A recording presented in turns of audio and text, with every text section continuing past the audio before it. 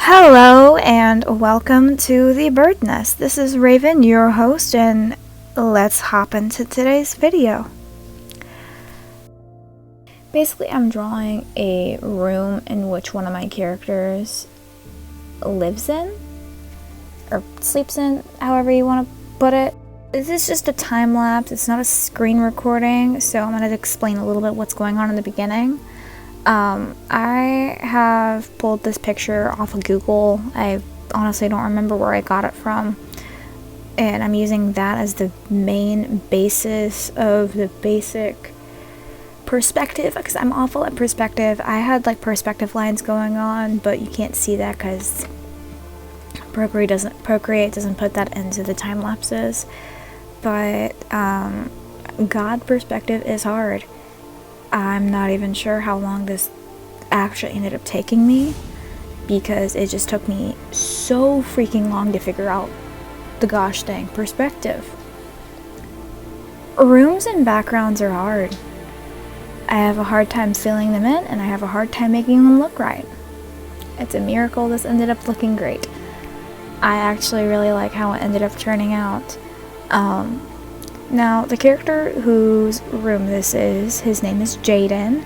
He is part of a story that I'm actually writing. I'm on like chapter 11 of writing it right now. He's one of my main characters for it. He is 19. He looks way younger than he actually is, and that reason for that is because he's like very sickly. He is a very sick kid, and so you can kind of see he has like a whole IV drip, he has some crutches going on, he has like an inhaler and medication on his nightstand. I tried filling it in a little bit, because I always just run out of ideas when it comes to backgrounds. I never know when to stop and when to start when it comes to backgrounds. Sorry, it just started raining outside. It's been supposed to rain like a lot earlier and it'd be an absolute downpour, but it like only just started to rain.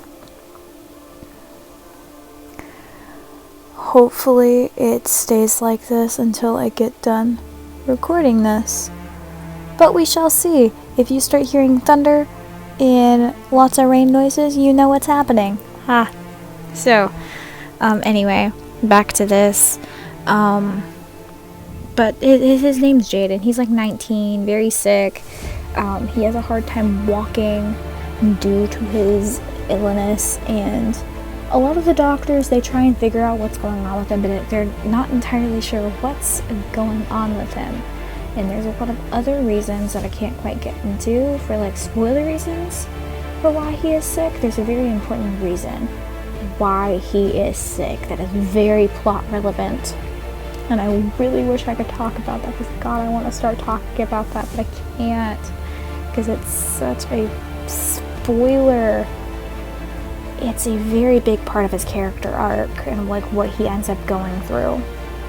Because the kid, he wants to be a hero so badly, but he can't due to physical restrictions. He can't walk. He can barely run without feeling pain. And there's a lot of stuff he cannot do. And he does not like that. He wants to be able to do what he wants to do. You could see a little poster on his wall. That's a superhero, Shooting Star. That is one of his favorite superheroes. He idolizes and looks up to the heroes. He wants to be one. He wants to be as them. The whole concept of this story is just the different takes and perspectives on a hero, and the heroes are at each other's throats. They don't get along. They don't know the limitations of heroism, because they're some of the first heroes. They're the only organization of heroes in the entire world. and it's just a small handful of them.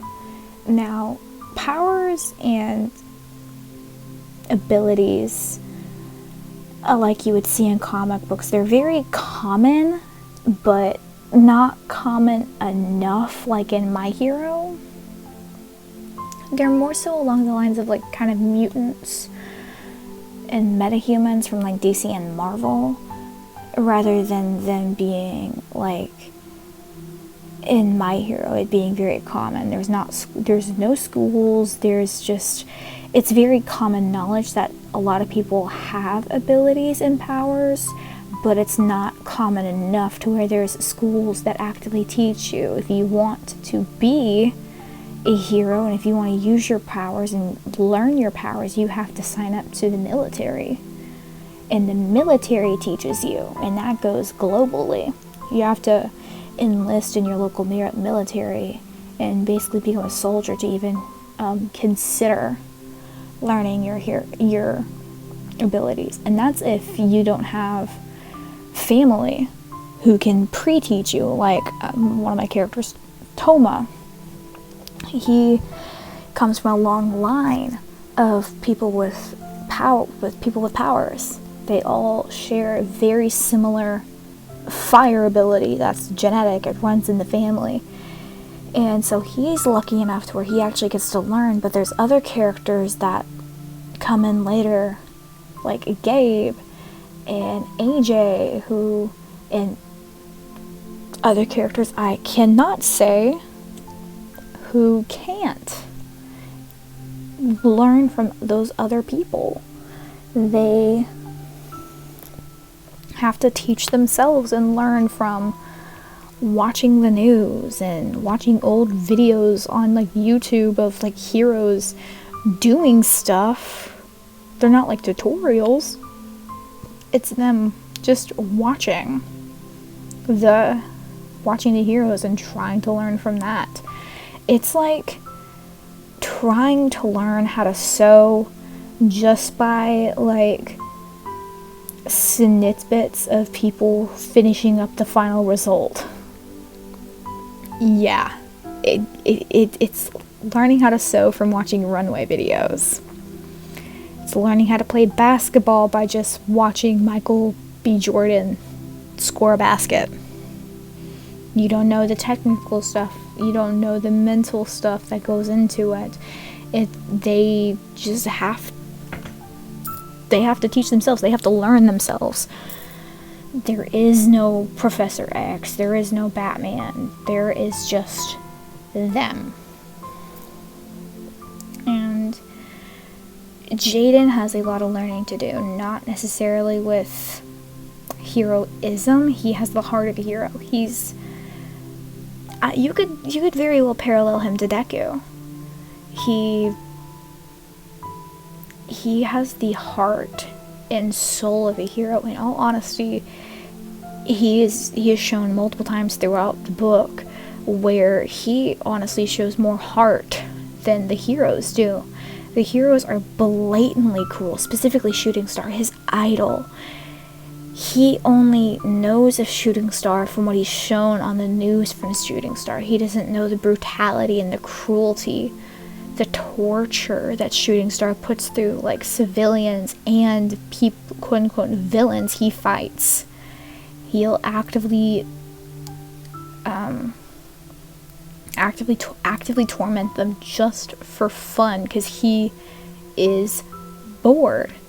Shooting Star, he is a person with a power. However, his power is that he is the smartest man alive. His intellect greatly is leaps and bounds eons ahead of anyone. He has a game plan set for years in the future that he is currently working towards, and you cannot figure it out what he is up to, but just know that every little thing that he does is carefully planned out. He is able to predict what other people do and just go off of that, off just of a prediction. That is how smart that man is.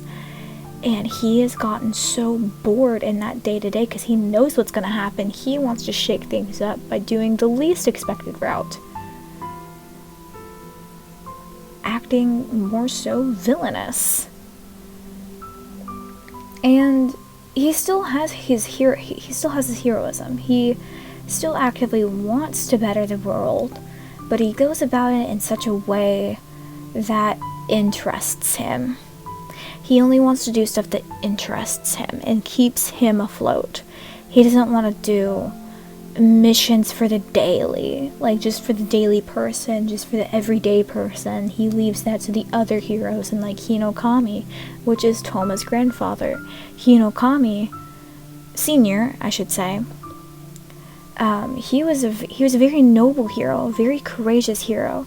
I like to compare him to Iroh. He's honestly inspired by Uncle Iroh from Avatar. He's just a very honorable man. He is the definition of a hero. And yet, the brutality and cruelty of Shooting Star extinguished him. And whenever he dies, I'm just gonna go outright say it's in the first chapter. He dies. He gets killed by Shooting Star. I'm gonna go out and say it. It's very common knowledge in the very first chapter. You learn that super fast, and so I'm just gonna go ahead and say it because it's not that big of a spoiler. Touma, his grandson, ends up becoming the next Hinokami. He gets to learn firsthand the brutality of Shooting Star. All he knows is that his grandfather died, and he knows for a fact that his grandfather was killed by Shooting Star. One, it was a hunch of his, and two, he got told by another hero. One of the other heroes told him, and kind of reached out to him and said, hey, yada yada yada, Shooting Star killed your grandfather. Sorry for your loss, bud. And Touma basically wants to go on a revenge quest while also fighting with the inner morality that his grandfather has preached upon him time after time after time. That nobility and honor still sits with him, but he still grapples with falling towards the same path of Shooting Star by still wanting to go on that revenge quest. He sees what the cruelty of Shooting Star does, and he knows that he should put an end to Shooting Star.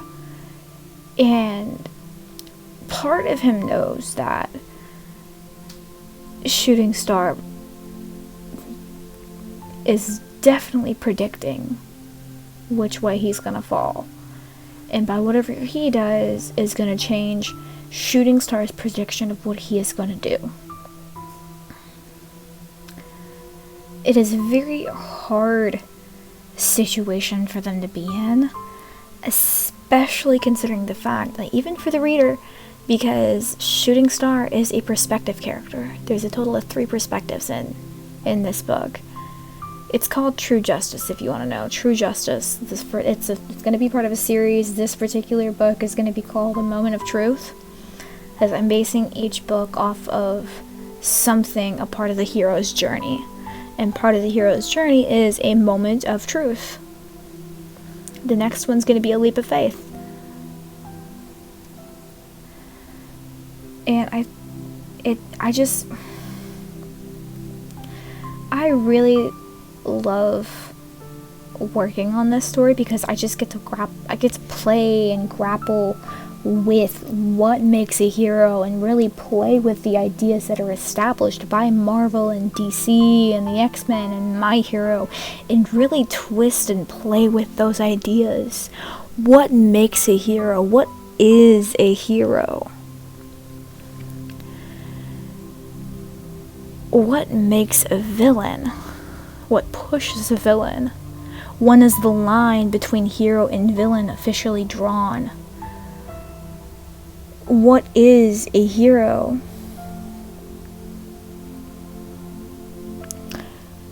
I just think it is really fascinating and really fun to think about, just playing with that morality. And The Last of Us Part 2, even that video game, I know it's pretty controversial, but that is a really great look on this very similar concept. Yes, they play with it a different way with the whole revenge quest and with Ellie and Abby and playing with that morality, because neither one of them are great people. Both of them are awful. Joel is awful. Also, keep in mind, don't shoot me under fire just because I'm saying that Joel is an awful person. I'm an onlooker. I have not played, nor have I seen the first game. I have just played and seen the second. I don't know much context about Joel. I've seen videos of other people talking about Joel, but from what I gather, he has not been a great person. Ellie is not a great person. Abby is not a great person. Tommy's not a great person. While yes, they try to be what they strive to be as a hero, what they strive to be as a good person may not actually make them a good person like they think. They are a good person in one sense, but not a good person in another sense. It is just, I like playing with that similar theme, that same concept. Because it is a fascinating topic that is very hard to truly capture and make it make sense. Because there are a lot of times where that happens and it makes it seem like that character is not like either in line, like that character wouldn't do that, that character wouldn't do that, Then there's the people who idolize certain characters like Joel. Like, yeah, Joel, a lot of people idolize him. They shot Last of Us Part 2 down when Joel died. Yeah, he died. His death was very early on in the game, and I do feel like it should have been pushed out, but I feel from my understanding it was needed. Maybe not at that current time. It could have gotten pushed out a little bit later, really played with that, but he needed that. That was his atonement. Because characters like that, they need atonement for the crimes that they've committed. Much like Ellie, her atonement was at the end of the game when she was left all alone, which is her greatest fear. She does not want to be alone. And she gets left alone because of her actions. With this, I'm trying my best. This is still in draft 1, and I'm still really playing with a lot of ideas and grasping with a lot of things, but I hope you really liked my little rant about my little story that I'm working on. If you want to know more, please let me know, and I will gladly talk more about it. So like, comment, and subscribe for more, and I'll see you next time. Thank you.